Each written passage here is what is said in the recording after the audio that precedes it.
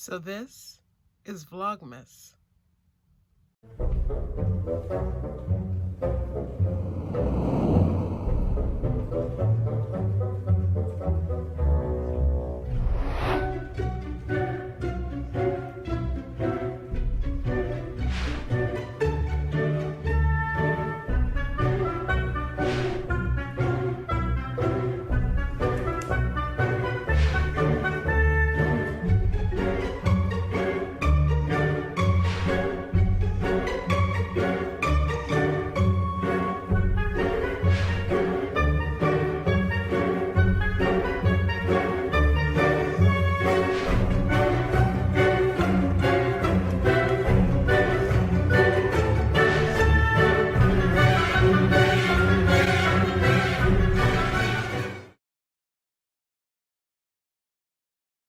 Well, hello again and welcome back to my channel. Thank you for joining me for another Vlogmas video. I will start by confessing that my intention was to vlog every single day of Vlogmas as I did last year. I had a video every day last year. Some of them again, confessing, I batched recorded a couple, I pretty much recorded 3 or 4 days of the week, and I would record 2 back to back. And I really was planning to vlog every day. I don't know that my days are different enough and interesting enough in terms of what I can actually share. I'm a pastor, so a lot of the things I'm meeting about and the conversations that I'm having, I can't share all that. So, and that is quite the bulk of my day-to-day of what I am doing. So I might just do like vlogs like I had from last Sunday, where I was actually, a number of things going on in the course of the day that were not sensitive or in any way, certainly from a pastoral perspective, and share those kinds of things from time to time. I do want, though, to resume doing weekly wisdom during Vlogmas, and this week I thought I would talk about rest. Rest is a word that we talk about, and it means different things for us. It could mean getting enough sleep at night. It could mean having recreation and activities that recharge us.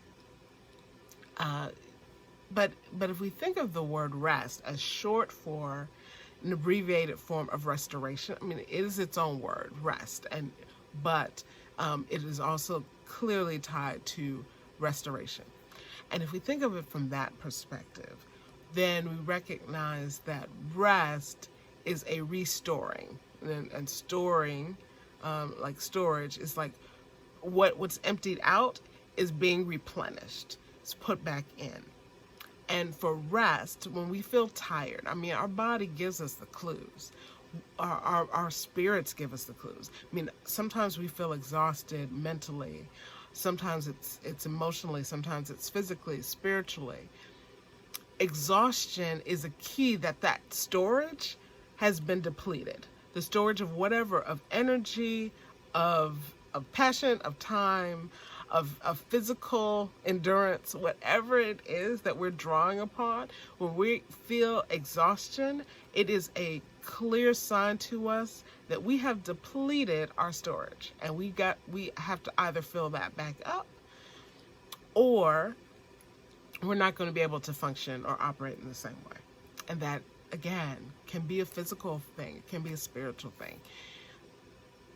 When we feel exhausted, that is not just a cue to get a cup of coffee or to do some other temporary fix. Exhaustion, feeling that tired, or persistently tired. Some of us may not feel exhausted, but we might feel persistently fatigued, which means that we're running on a short supply. And we're not intended to do that. Like, our bodies, we are a system that has rest, has cycles of rest built in. That we go to bed and we rest, and during that time, those things we don't have to think about, the things that just our bodies do without asking our permission or really seeking our input, they happen. And it's almost, I think of, our bodies going, oh, thank goodness, she's asleep. She won't bother us. So we can do what we need to replenish so that we can function in an optimal way. This week I live in Northeast Ohio in the snow belt, by the way, in Northeast Ohio. The edge of it, so not the worst. But certainly, if it's snowing, I'm going to get a lot of snow. And we had a snowstorm on Tuesday, and it snowed where I am literally the entire day. And it was also a little windy from time to time, so you get the drift of snow. Well, there were power outages because it really was a snowstorm, and the city of Cleveland got, I think, 9 inches. Well, where it's measured, where typically that measurement takes place in the city, and I normally get like at least 1.5 times that, if not twice that amount. So if they got 9 inches, it wouldn't surprise me if where I am we got a full foot or maybe even 16 inches of snow where I am. And because of the wind, there are pockets as I look out in my backyard or went out into, my goodness, the driveway, where it was easily 1.5 feet of snow had accumulated. But there were power outages because of the snow, probably, down power lines and things like that, that occurred because of the snowfall and the heaviness of the snow. And I lost power. And I lost power 2 days in a row. I lost it on Tuesday and I lost it on Wednesday. Tuesday for about 2.5 hours, on Wednesday for about 1.5 hours. And on Tuesday particularly, because I don't typically lose power where I live. That doesn't, it might flicker for a little bit. We might lose it for a minute or two, but to have an extended loss of power is very rare. I cannot think of the last time that's happened. And I've been here for 10 years. So literally I'm going, well, what am I going to do? I was in the middle of a Zoom that I was hosting. I got on my iPad and was able to continue that for another 40 minutes and we were done. But I have a new computer which I'm working on. It's a desktop. And then I was thinking maybe I should have gotten a laptop.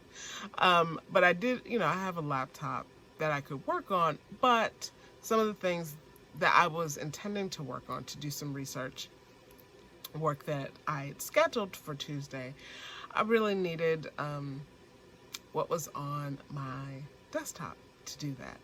And I thought I could work around it, but my iPad was not fully charged and I used 40 minutes of that power to complete the Zoom.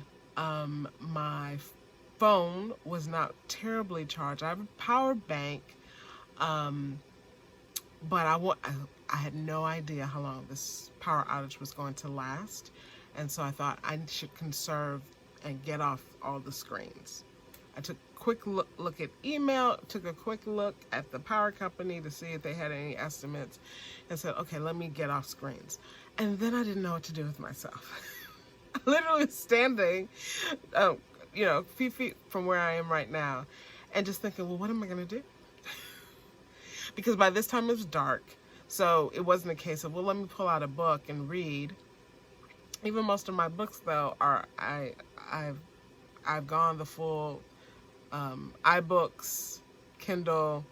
If it's on there, those are where I get my books. So if I can get a digital version of it, largely because when I moved, having to move all the books convinced me that I should give it a try with the electronic versions, and I actually do appreciate them. And then I also have gotten a lot into Audible books, so a lot of what I'm currently reading outside of the research is on Audible. Well, again, that's using up power on my phone, and so I'm going, well, lesson, I'm really dependent on screens. But then also, I'm looking around and saying, but I'm also very much a paper and pen, analog person, so I have these notebooks, but I didn't, and planners that are paper, So I'm thinking, well, I can do some planning, but I also have some of that I need to access digitally. Well, I then look down and I see this, and this is my prayer journal. And I thought, well, I can pray, but I can use my journal. I had all these candles that were lit in various parts, and I just brought them all near, and that gave me enough light and I thought, well, even with that, if it takes longer, I do have books. I do have physical books that I could read. Well, but I started at this point, started journaling, and by this time, because at first I said, well, I'll just go to bed, but I'm like, I'm not going to bed at 6 o'clock or 7 o'clock in the evening. And when I'm a person who goes to more likely to go to bed at 1 a.m., I'm not going to bed this early. And so I started to journal, and I really was enjoying doing that. And then shortly after, the lights came back on. And it was just a reminder to me, and I think really a reminder that I needed to have, one, that my life, even in COVID, even with the need to utilize technology as much as we do, that my life is still way too dependent on technology and screens. Even for someone who has a slew of notebooks and journals and paper planners that I use, I still am too dependent on that in terms of my recreation and my downtime. Like, even, I know I have a deck of cards somewhere that I could have been playing solitaire by candlelight, and I couldn't tell you where they were. I really couldn't even tell you where they are, because if I want to play game of solitaire, I would do that on a phone or on a computer. And so I guess what I'm saying is, let us take some cues about how do we find ways to recharge and re-energize in a variety of ways, and put that into the rhythm of our lives. And so one of the things from that says to me is that I need to be intentional about non-screen related recreation. And I do have a journal that I use. This one here. This is a Hobonichi planner. It's the English version of the A6. And I call it a creative life journal. And I have quotes in here, and I have stickers and washi tape and memory keeping, and I'll print out photos. I'll sometimes try to draw something.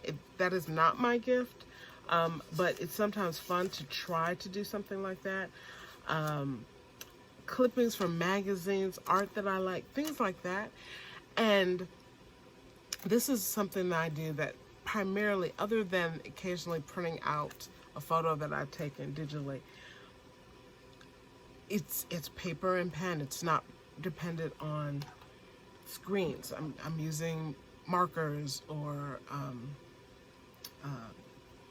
highlighters, things of that nature, pulling out the craft supplies, and even just going back to the crafting that I enjoy doing but I haven't been doing. Those are also things that just need to be further and further engaged in, and building those into the rhythm of my life, so that it's not something that I wouldn't just have automatically, I should have been able to automatically go into that.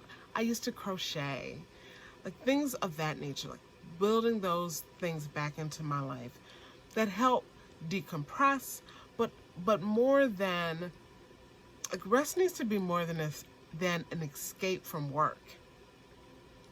It needs to have its own place in our lives. So it's not that I'm resting because I'm tired.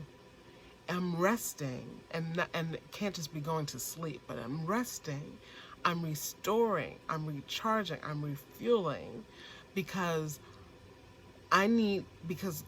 building up my power isn't as important as exerting it. My word for 2021 is going to be empowered. I had thought for much of the year that it was going to be priority. I mean, literally, I got priority back in the summer. I mean, it's been in my my planner in the section that I have for things for the next year, 2021. I've had word of the year with a question mark priority for probably close to 6 months. And now, as we're getting closer to it, a month away, the word empowered has been rising up. And I think because the priority really became my word for the latter part of 2020, my overall word was discover. And I think what happened is that it became discover because the idea was that I was going to do all these things, right? I was going to go on short trips, and I was going to, travel for fun, not just for conferences and educational opportunities. All these things that have been sidelined by COVID-19. And so I adapted and said, well, it's discovery of what this normal is, and I used that, and I've participated in things that I have not before, but of doing those things again through screens largely. But because that vision I had originally of Discover had to transform, and I wasn't able to do it in the same way that I thought, I think it took me into this place of shifting priorities, and not just of shifting, but of actually prioritizing my life and making decisions and moving in intentional ways based on priorities. And so engaging in new things, but doing it based on what's my priority. And so I feel like priority has already started, and it might continue in that sort of secondary role that it's had this year. But the new word for me will be empower for that reason. I really encourage you to choose a word for the year. I never did resolutions with any type of consistency. Most years I didn't even attempt to come up with them. But this will be my 5th year choosing a word for the year. And I really have found that what it does is not about a bunch of things that I want to do or to accomplish. Although I certainly have goals and things I want to accomplish. But I don't make those resolutions. It's a different process. It's not the same as what's on a vision board, and I have created vision boards for several years. But it's not the word of the year is about who I am and who I want to be. It's an assessment of that sort of internal intention, focus, and transformation that I'm seeking. And my words of the year have enabled me to do that because it's not about what I'm doing, it's about who I'm being for me. And I keep it in front of me. I write it down in my planner every week. I look at it every day, sometimes multiple times a day. I typically create, if not a planner, I'll create a vision board around that word, or I'll create different ways that I will touch on it and re-emphasize and refocus on it throughout the year on a regular basis, so it becomes a part of the rhythm of my life. And the other words of the year still resonate with me. Integrate, having a life that is integrated, where I'm not compartmentalizing, which is my tendency and my natural way of being. I'm intentional about integrating because that was a deficiency that I felt needed to be addressed. So that was my first word that I ever chose, and it still makes an impact.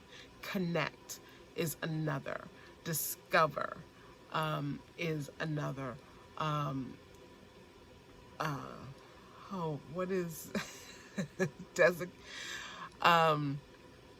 commit? When I was struggling finishing my doctoral work, and not struggling in terms of the work being too hard, but struggling in terms of the grind of getting it done. So those are so it does impact where I am in life and the circumstances and the details of my life. But it also, in a greater way, connects that to who I am and how I show up for myself and show up in the world and how I want to. So I say all that to say, one of the things that I'm realizing, even with staying at home, is that I feel in some ways I have been, at least for the last couple of months, more exhausted than I've ever been. I was really tired in the beginning. Part of that was because not only the work of transitioning to an entirely digital ministry, doing online church, online everything, meetings, fellowship, and doing that not only for the congregation that I pastor, but being that resource in our association to help other congregations do that. That it felt very exhausting. And then over the summer, it seemed to have leveled out. But then in the life of the church, the fall is a time that we ramp up, and even though it's digital, it still felt like we were ramping up, even if our activities weren't expanding. The feeling of ramping up and looking toward Advent and Christmas, and wondering what was going to happen with that. And the election played into that as well. So all these things. But at the same time, I would make a practice of concluding my day where I would shut down the work part and I would watch a movie. Like I would watch a movie, or I would read a book just for pleasure, and do those things just to rest, to recharge, refuel, re-energize myself. Things that I know do that for me. Cooking a meal from scratch. Those things that for me, very enjoyable. And by the way, my stove is electric. I couldn't even cook. Fortunately, I had already cooked a meal when the power went out. So it wasn't I wasn't hungry, but cooking is another way that I re-energize when I cook from scratch.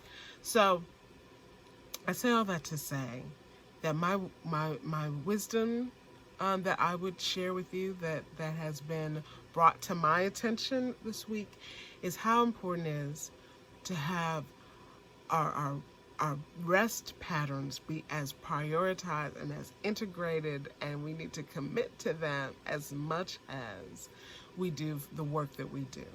That those two should live in harmony with one another and within us, and that each is of value and important and lends forth fruit. There aren't fruit trees that bloom, that flourish, that blossom, that yield its fruit all throughout the year. I mean, there probably are some that I'm not aware of, but generally speaking, they have a season in which they grow and mature and are available for harvest. And the other seasons are seasons of rest and preparation. And I distinguish rest from preparation because preparation is not rest. Rest is rest. Preparation is still active activity that moves you forward, whereas rest is the work is done. My storage needs to be refilled, replenished. And so during the season of Advent, which is a season that is designed with anticipation in mind, with waiting in mind, with looking forward in mind, preparing, all of those passages about John the Baptist, prepare, whose whole calling and function in life was to prepare the way of God, of Emmanuel, of the sovereign one coming in human form. God breaking into humanity. John's whole life was dedicated to preparing those around him for that, and for certainly himself. So that's work. So preparation is not rest. Rest is rest, and it needs to have its place in our lives as a gift to ourselves, but also as a necessary part of being and living and showing up in the world. So my prayer for all of us is that we will find our space to rest, to be rejuvenated, to be restored. My prayer is that you will receive some of that today and every day of your lives. God bless you, God keep you, God's face shine upon you and give you rest. Until next time, love God, love your neighbor, and love yourself. I'll see you soon.